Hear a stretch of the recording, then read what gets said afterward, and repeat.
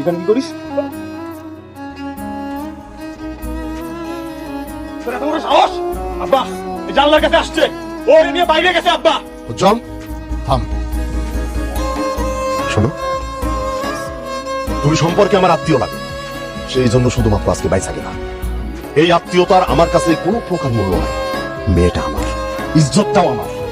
আর একটা কথা তুমি কান ফেলা শুনে রাখো, আজকের পর থেকে আমার মাইয়ার সাথে যদি কোনো প্রকার যোগাযোগ, দেখা সাক্ষাৎ, কথাবার্তা বলার চেষ্টা করো, তাহলে আমি তোমার যেই জায়গায় পাবো ওই জায়গায় ডাইরেক্ট ফোন করে দেবো। মানুষের বোধ বুদ্ধি হওয়ার লাইগা একটাবারের জন্য হলেও সুযোগ দেওয়া উচিত। আপনি যান, মাইয়ার বাপের সাথে কথা বলেন। তুমি চুপ করো, তুমি যা না বোঝো তা কথা বলো না। তুমি এখানে? কেমন আছো?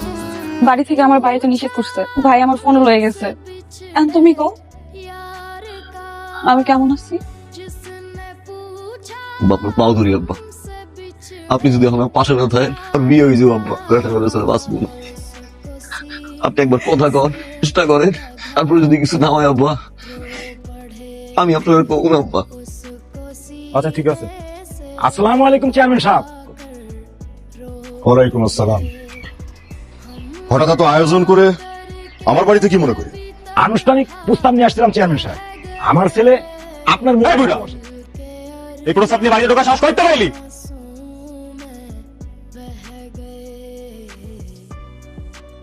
পরিস্থিতিটা আপনি বুঝতে পারছেন? আপনি শুধু আমার সম্পর্কে আত্মীয় লাগেন, খুব ভদ্রভাবে আপনারা বলতেছেন। আপনারা যে আশা নিয়ে বাড়িতে ঢুকছেন না, সেই আশা কোনোদিনই পূরণ হবে না। তাই না? আপনি কি পুরো ব্যাপারটা বুঝতে পারতেছেন না, নাকি বোঝার চেষ্টা করতেছেন না? কোনটা?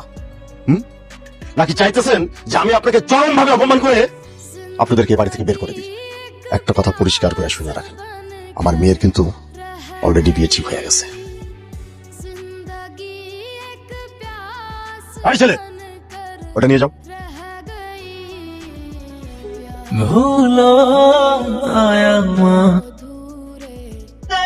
ছাই হইলে তাহার জলে নিভে না সেই আগুন কভু সাগরের জলে পুড়ে পুড়ে আমি বলি